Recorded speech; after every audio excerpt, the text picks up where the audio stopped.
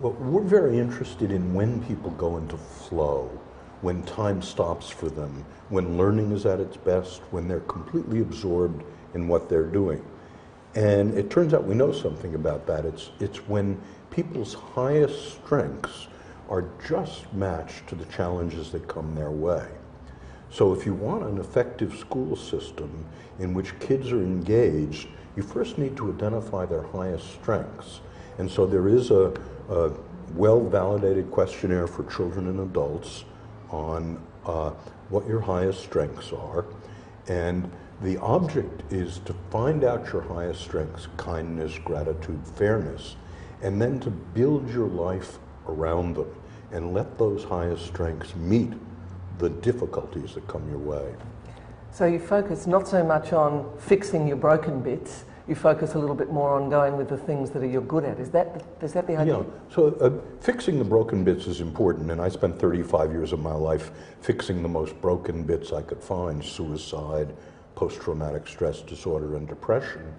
But the problem about the broken bits is once the person falls off a cliff and you summon the ambulance, there isn't much you can do.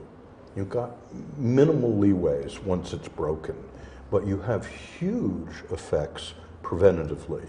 So in fact, the history of medicine, the history of public health, is not a history of cure. It's a history of prevention.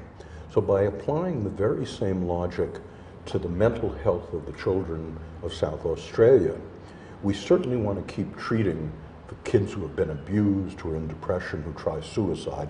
I'm all for that. I've spent my life doing that. But in addition, we're likely to have much more leverage by arming kids in advance with the skills of resilience and positive psychology. The evidence in 21 replications is that children who first learn the resilience skills as they go through puberty have less depression and less anxiety.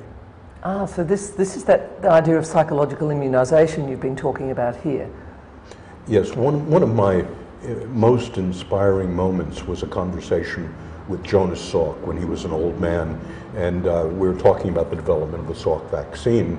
And I asked him what he would do now if he were a young person, and he said, well, he would do immunization again, but he'd do it psychologically rather than biologically. And indeed, that is very much the endeavor that now becomes possible for South Australia.